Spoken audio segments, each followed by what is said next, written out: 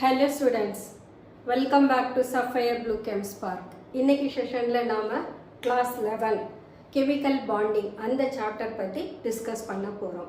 ஆக்சுவலா chemical bonding அதுக்கான CBSE syllabus NCERT bookல இருக்கக்கூடிய அத்தனை கான்செப்ட்ஸும் நம்ம ஆல்ரெடி நம்ம சேனல்ல டிஸ்கஸ் பண்ணியிருக்கோம். இன்னைக்கான செஷன் நீட் எக்ஸாம் ப்ரிப்பேர் பண்றவங்களுக்காக நாம போடுறது chemical bonding. ஆக்சுவலா ஒரு எலமெண்ட் ஆர் காம்பவுண்ட் அதை நாம் டிஸ்கஸ் பண்ணுற போது எலமெண்ட்ஸ் டயட்டாமிக்காகவும் இருக்காங்க, பாலி அட்டாமிக்காகவும் இருக்காங்க, மோனோ அட்டாமிக்காகவும் இருக்காங்க. அதே நாம் காம்பவுண்ட்ஸை பார்க்குற போது டிஃபரண்ட் எலமெண்ட்ஸ் கம்பைன் ஆகி காம்பவுண்ட்ஸாக ஃபார்ம் ஆகுறாங்க. இப்போ மோனோ அட்டாமிக் அப்படின்ற போது there is no matter because the atom it exist on its own. அப்போ அங்கே கெமிக்கல் ஃபோர்ஸஸ் இருக்கா, பாண்டிங் இருக்கா, அதை பற்றி நாம் தெரிஞ்சுக்க வேண்டாம். At the same time mono atomic ஸ்டேட்டில் எக்ஸிஸ்ட் ஆக முடியாதவங்க டயட்டாமிக்காவோ பாலி அட்டாமிக்காவோ எக்ஸிஸ்ட் ஆகுறாங்க. அப்போது அங்கே சேம் கைண்ட் ஆஃப் ஆட்டம்ஸ் அவங்களுக்குள்ள கம்பைன் ஆகிற போது கண்டிப்பாக there would be some forces of attraction. So அந்த அட்ராக்டிவ் ஃபோர்ஸஸை தான் நாம் கெமிக்கல் பாண்டிங்னு சொல்கிறோம். ஸோ இந்த attractive forces similar kind of atoms combine ஆகிற போதும் இருக்கலாம், அல்லது different kind of atoms combine ஆகிற போதும் இருக்கலாம். So when do they combine such a way, அப்போ என்ன ஆகும்னா அந்த மாலிகுல்ஸோட எனர்ஜி லோயர் ஆகும். ஸோ எப்போ ஒரு சிஸ்டம் ஸ்டேபிளாக தன்னை எக்ஸிபிட் பண்ணணுமோ அப்போ அதோட எனர்ஜி லோயர் ஆகணும். ஸோ நேச்சர்லேயே பார்த்தோம்னா systems they are stabilising themselves by lowering their energy. So same way தான் நமக்கு கெமிக்கல் காம்பவுண்ட்ஸும் அல்லது பாலி அட்டாமிக் எலமெண்ட்ஸும் தன்னுடைய பொட்டன்ஷியல் எனர்ஜியை லோயர் பண்ணி அவங்களுடைய ஸ்டெபிலிட்டியை இன்க்ரீஸ் பண்ணுறாங்க. ஓகே, ஸோ அதை பற்றி தான் டிஸ்கஸ் பண்ண போகிறோம். So let us see attractive force that holds various constituent. ஒரு காம்பவுண்ட் அப்படின்ற போது அதில் ஆட்டம்ஸ் இருக்கலாம், அயான்ஸ் இருக்கலாம், ஆர் ஈவன் மாலிகுல்ஸும் இருக்கலாம். ஸோ அவங்களுக்கு இடையில some attractive forces exist ஆகும். That attractive forces only holds them together in various chemical spaces. Okay, so every system in nature tends to be more stable only by lowering its energy. So இப்போ atoms combine ஆறாங்க அப்படின்னு சொல்றப்ப let us consider a diatomic molecule. So diatomic molecule போது the atoms are of similar atom. So the two atoms அவங்களோட infinity distanceல இருந்து we are bringing them together. அப்போ ரெண்டு ஆட்டம்ஸும் when do they come close together, அப்போ என்ன ஆகும்னா இன்டராக்ஷன்ஸ்னால they may experience attractive forces as well as repulsive forces. Repulsive forces எதனால கிடைக்கும்னா first ஆட்டமோட electron second ஆட்டமோட electron கூட இன்டராக்ட் ஆகிற போது ரிப்பல்சிவ் ஃபோர்ஸஸ். அதே போல ஃபர்ஸ்ட் ஆட்டமோட நியூக்ளியஸ் செகண்ட் ஆட்டமோட நியூக்ளியஸோட இன்டராக்ட் ஆகிற போதும் ரிப்பல்சிவ் ஃபோர்ஸஸ் இருக்கும். அப்போ when do they bring the two similar or even different atoms, அங்க ரிப்பல்சிவ் ஃபோர்ஸஸ் இருக்கு because of the similar charges of electrons and the nucleus. இதே சமயம் when do they come still close together, அப்போ என்ன ஆகுதுன்னா இந்த ரிப்பல்சிவ் இன்டராக்ஷன் குறைஞ்சு attractive interaction increase ஆகுது. எப்படி அட்ராக்டிவ் இன்டராக்ஷன் இன்க்ரீஸ் ஆகும்னா ஃபர்ஸ்ட் ஆட்டமோட நியூக்ளியஸ் செகண்ட் ஆட்டமோட எலக்ட்ரான்ஸை அட்ராக்ட் பண்ணுது, செகண்ட் ஆட்டமோட நியூக்ளியஸ் ஃபர்ஸ்ட் ஆட்டமோட எலக்ட்ரான்ஸை அட்ராக்ட் பண்ணுது. ஸோ இங்கே அட்ராக்டிவ் ஃபோர்ஸஸ் மேக்ஸிமம் ஆகிற போது then the molecule is said to be stable and where we are saying the molecule that lowers its energy and attains its ஸ்டெபிலிட்டின்னு சொல்கிறோம்.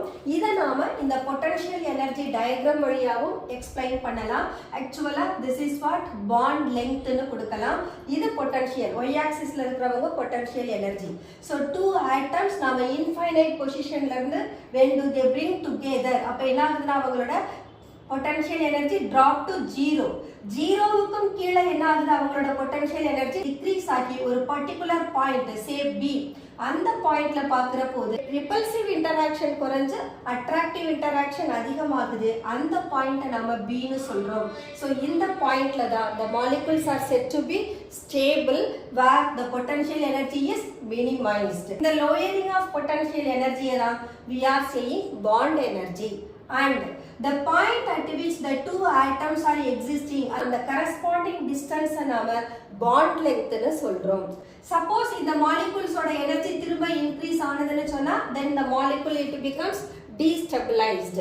அப்ப என்ன ஆகும், அந்த ஆட்டம்ஸ்க்கு இடையில இருக்கக்கூடிய interaction, repulsive interaction அதிகமாகி attractive interaction குறைஞ்சிடும். Then the lowering of energy that corresponds to this value is said to be bond energy அப்படினு சொல்றோம். So this is what given the two types of interaction that operate when two atoms approach each other. அவங்க attractive forces ஐயும் experience பண்றாங்க, repulsive forces ஐயும் experience பண்றாங்க. அப்போ the net interaction is attraction ஆ இருந்ததுனா then the system is said to be stable. Suppose potential energy decrease ஆகல அப்படினு சொன்னா அங்க bonding நமக்கு form ஆகாது. So potential energy compulsory decrease ஆகணும். potential energy drop ஆனாதான் அங்க bonding, chemical bonding form ஆகுதுன்றதை நாம ensure பண்ண முடியும். potential energy drop ஆகலன்னு சொன்னா அங்க chemical bonding form ஆகாது. Next என்ன சொன்னோம், the internuclear distance d at point B is called bond length னு சொன்னோம், where energy of the system is decreases and stability increases. Point B ல தான் சொல்றோம் energy of the system decrease ஆகி stability increase ஆகுதுன்னு.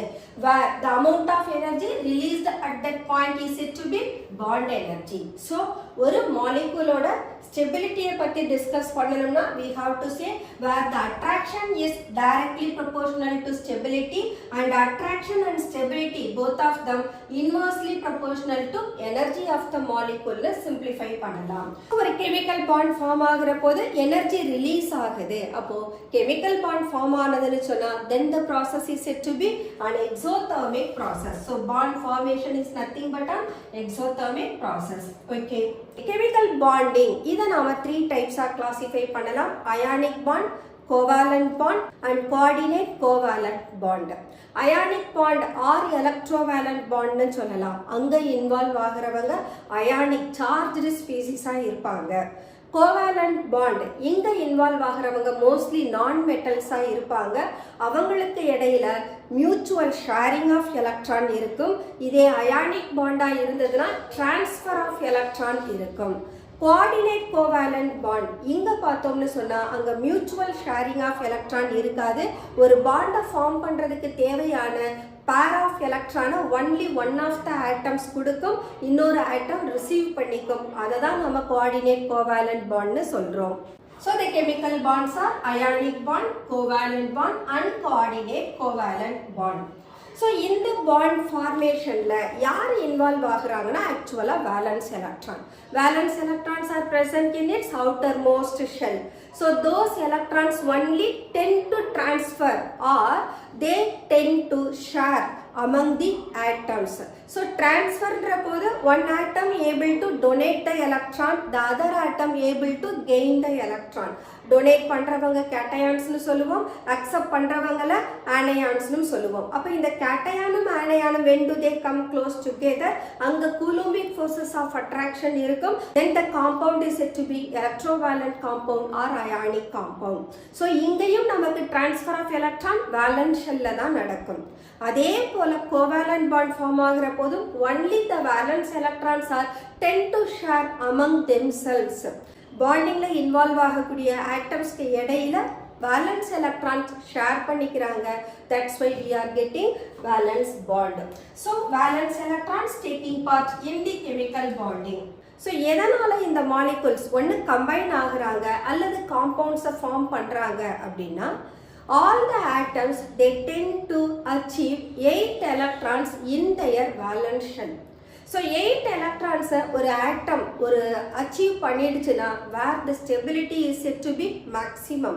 அப்போ எந்த எலமெண்ட்டுக்கெல்லாம் தன்னுடைய valence shell less than 8 electron வச்சிருக்கோ அவங்க எல்லாருமே chemical reactionsல involve ஆவாங்க, chemical bonding form பண்ணுவாங்க.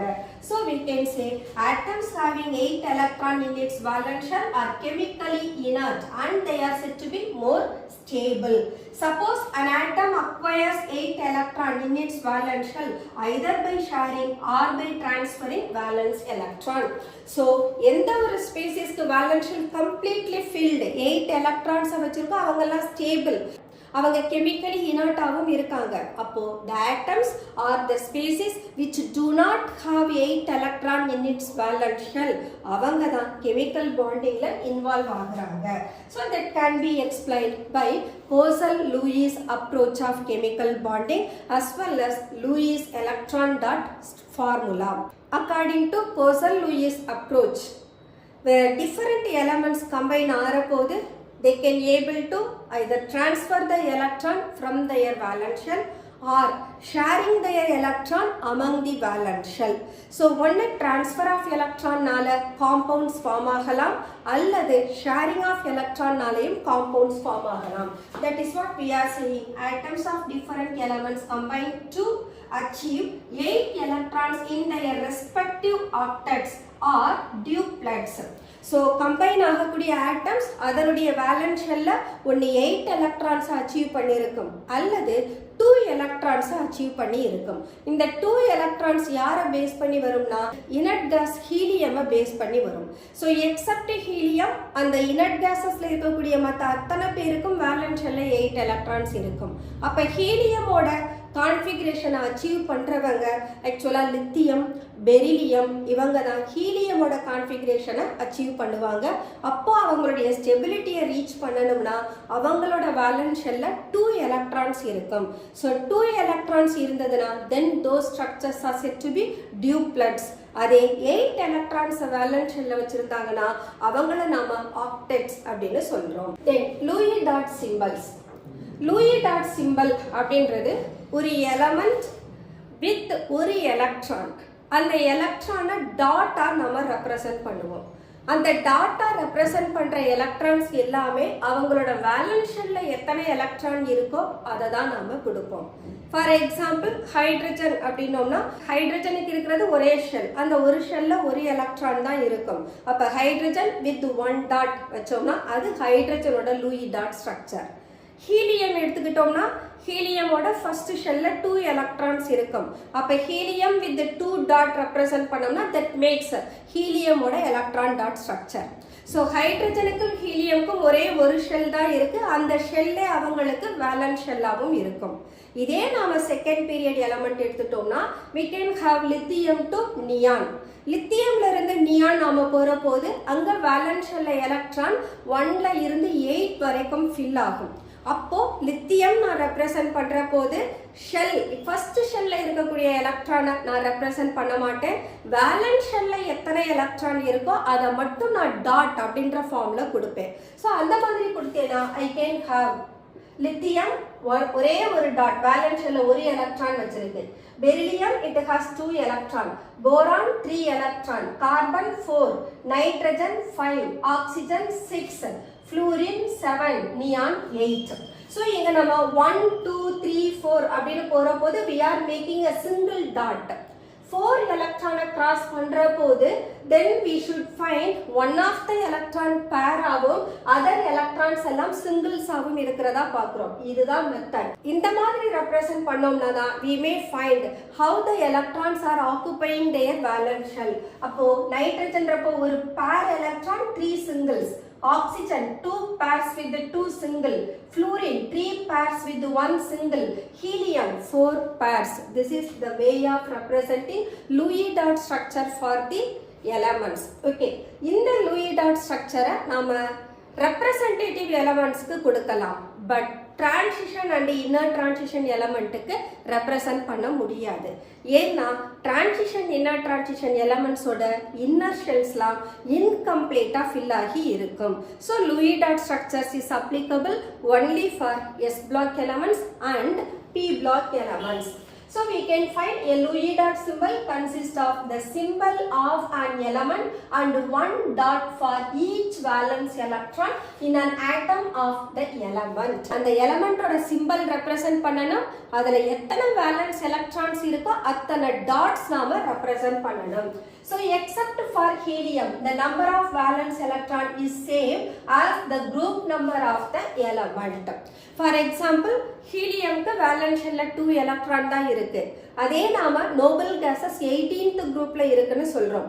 18th groupல இருக்கிற போது valence shell that consists of 8 electrons but ஹீலியம்ல மட்டும் 2 எலக்ட்ரான்ஸ் தான் இருக்கும்.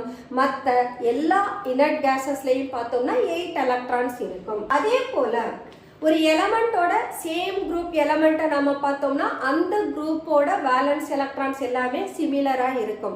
அப்படின்னா அவங்களோட லூயி டாட் ரெப்ரசன்டேஷன் நமக்கு சிமிலரா இருக்கும். இப்போ லித்தியம் ரெப்ரசன்ட் பண்ணியிருக்கோம். இப்போ நான் அடுத்து சோடியம் ரெப்ரசன்ட் பண்ணணும்னா சோடியம்க்கும் வேலன்ஸ் ஷெல்ல ஒரு எலக்ட்ரான் தான் இருக்கு. அப்போ சோடியம் வித் சிங்கிள் டாட்னு கொடுப்போம்.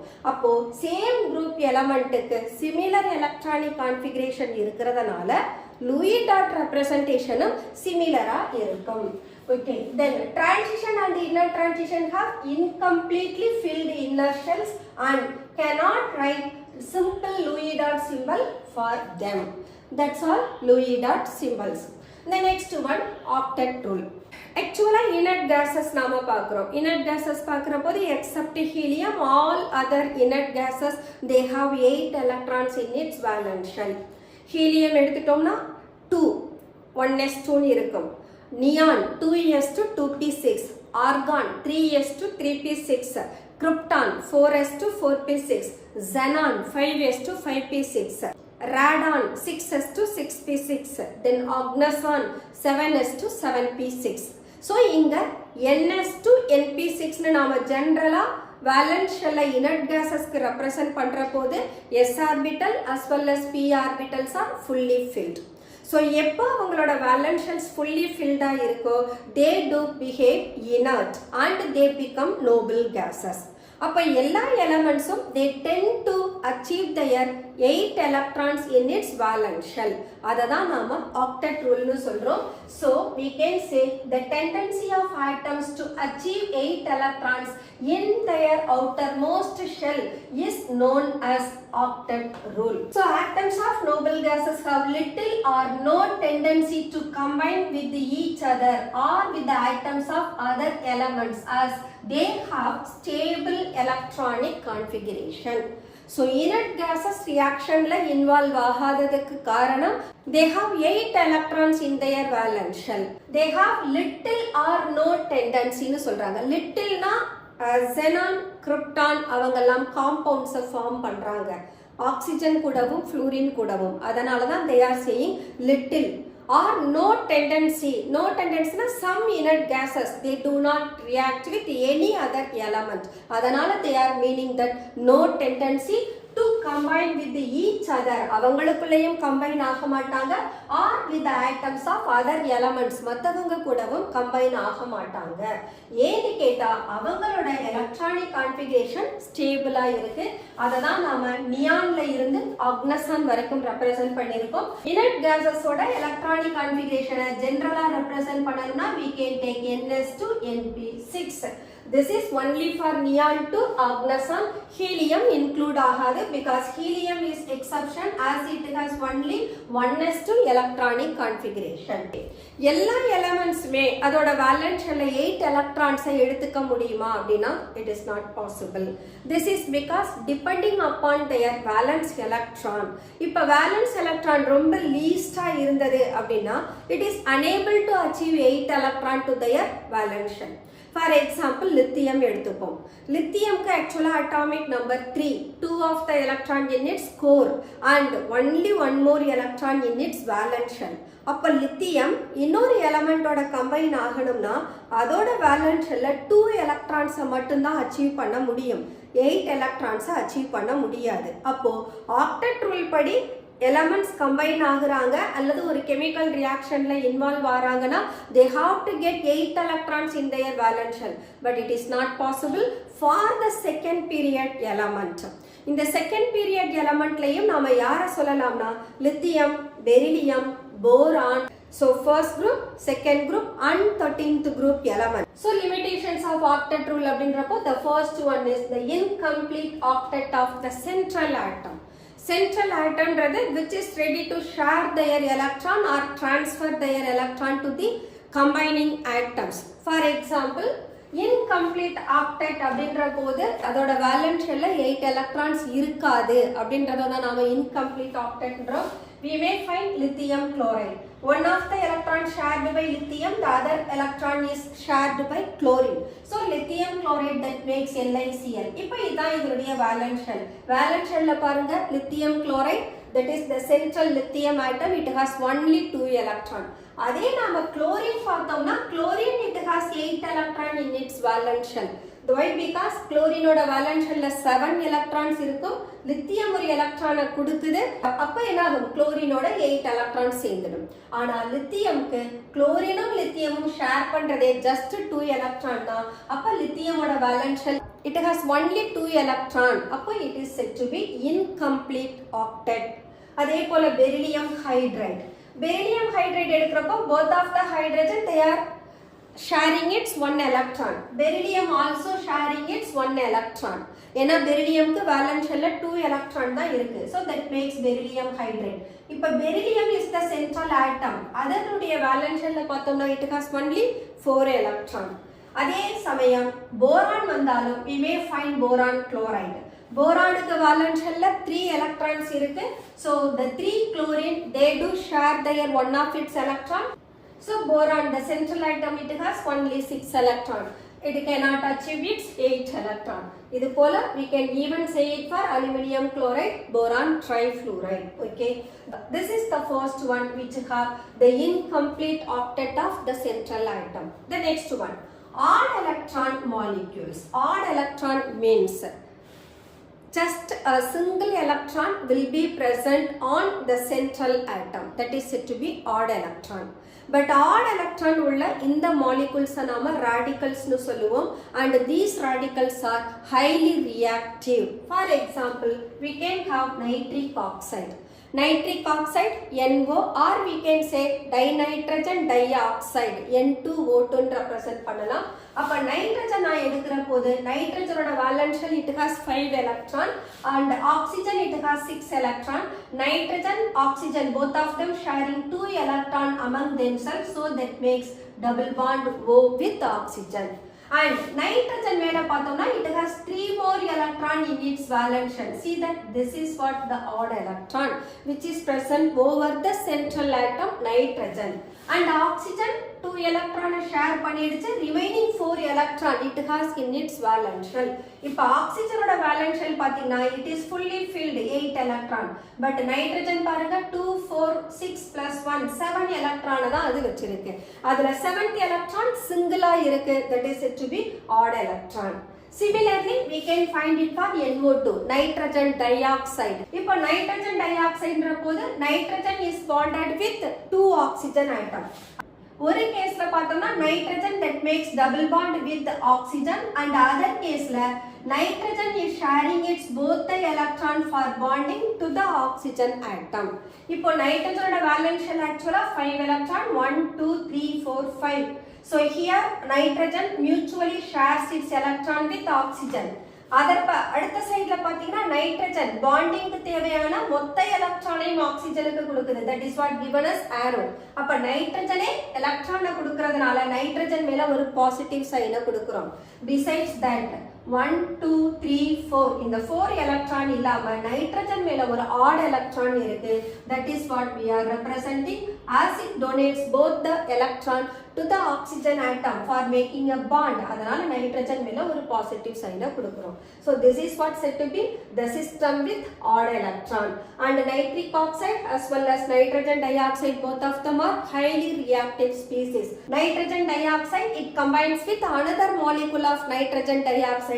There it forms dinitrogen tetraoxide N2O4. அப்போ அந்த molecule form ஆகுற போது nitrogen கிட்ட இருக்கக்கூடிய இந்த odd electron they share among the nitrogen atom. See that in the nitrogen with the odd electron it shares with another nitrogen with the odd electron. In the two odd electrons சேர்ந்து that makes nitrogen nitrogen single bond. So the molecule is formed as N2O4. So the molecules with the odd electrons are found to be more reactive and they are termed as radicals. Similarly, NO அவங்க combine ஆனாலும் we will get N2O2. So nitrogen, that one odd electron, nitrogen with one odd electron, here oxygen, oxygen. So one pair, one pair. So this makes N single bond, N double bond O, double bond O. So this is what N2O2 molecule, dinitrogen dioxide. The next one, the expanded octet. Expanded octet ndrappo, the central atom, they have more than 8 electrons. அததான் நம்ம expanded octet னு சொல்றோம். இந்த expanded octet கொடுக்கறவங்க other periods, 3rd, 4th, 5th period, இந்த elements எல்லாமே நமக்கு expanded octet கொடுப்பாங்க. So the expanded octet is the 3rd period elements can make use of 3d orbitals in addition to 3s and 3p for bonding. 3rd period வரப்போது 3s ஆர்பிட்டலும் 3p ஆர்பிட்டலும் complete ஆகும். But 3rd shell அப்போ அதுல 3d orbital vacant ஆர்பிட்டலா present ஆகி இருக்கும். So the elements when do they combine with the other elements? அப்ப என்ன பண்ணுவாங்க, வேக்கண்டா இருக்கக்கூடிய 3d ஆர்பிட்டல்ஸையும் சேர்த்து யூட்டிலைஸ் பண்ணிப்பாங்க. That is what it becomes expansion நடக்குதுன்னு சொல்றோம். So இந்த expansion நடக்கிறத தான் நாம anomalous propertyல டிஸ்கஸ் பண்ணியிருப்போம். 3rd period elementோட maximum covalency 6 இருக்கும், second period elementோட maximum covalency 4 இருக்கும்னு. ஏன்னா second period elementல 2s 2p orbital மட்டும்தான் இருப்பாங்க, அவங்க மட்டும்தான் எலக்ட்ரானை ரிசீவ் பண்ணுவாங்க. பட் 3rd period போற போது 3s 3p orbital வரும் along with 3d orbital. அப்ப 3d orbital வேக்கண்டா இருக்கிறதுனால அவங்களையும் யூட்டிலைஸ் பண்ணிக்கிறாங்க. ஸோ இதனால தான் 3rd period elementக்கு expanded octet கிடைக்குது. See that? So we can find sulfur hexafluoride. Sulfur oda valence shell electron 6. All those 6 electrons are shared with 6 more fluorine atoms. So we are getting SF6. அதே போல we can have phosphorus pentachloride or we can have phosphorus pentafluoride. So here also phosphorus 15th group element. அப்ப valence shell 5 electrons இருக்கும். Those 5 electrons are shared with 5 more fluorine atoms. அப்ப it makes PF5. இப்ப phosphorus சுத்தி பாத்தீங்கன்னா 5 bonds are there. அப்ப 5 2s are 10 electron. Sulfur hexafluoride ல பாத்தீங்கன்னா sulfur சுத்தி 6 bonds இருக்கு. அப்ப 6 2s are 12 electron. அப்ப sulfurக்கு 12 electron இருக்கு. But actually octetனா 8 electron இருக்கணும். அதே போல we can find it for sulfuric acid H2SO4.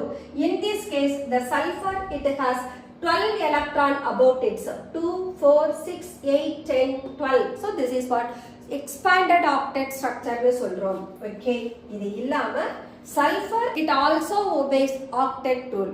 Octet rule obey பண்ற ஒரு காம்பவுண்ட் யாருன்னா sulfur dichloride. We may find in this case sulfur it has only 8 electron about it. So in the central atom sulfur பார்த்தோம்னா 8 electrons தான் அதுல இருக்கு. அப்ப sulfur expanded octet ஐயும் கொடுக்கும். Then the sulfur that can obey even octet rule also. Octet rule obey பண்றதுக்கான example தான் sulfur dichloride னு எடுத்திருக்கோம். Okay. The second period elements cannot have an expanded octet due to the absence of third shell. அங்க second shell ஓட முடிஞ்சிரும். This is because they have NS and NP alone. அதனால அவங்களால expanded octet produce பண்ண முடியாது. Third period elements and beyond can have one expanded octet. அதுக்கு reason என்ன? They have NS orbital, NP orbital as well as ND orbital. ND orbital na 3s 3p 3d, 4s 4p 4d. அப்போ 3rd 4th period வர்ற போது actually அவங்களோட own d orbital vacant தான் இருக்கும். நாம transition elements போற போது தான் electrons n-1 d orbitalக்கு போகுதுன்னு சொல்லுவோம்.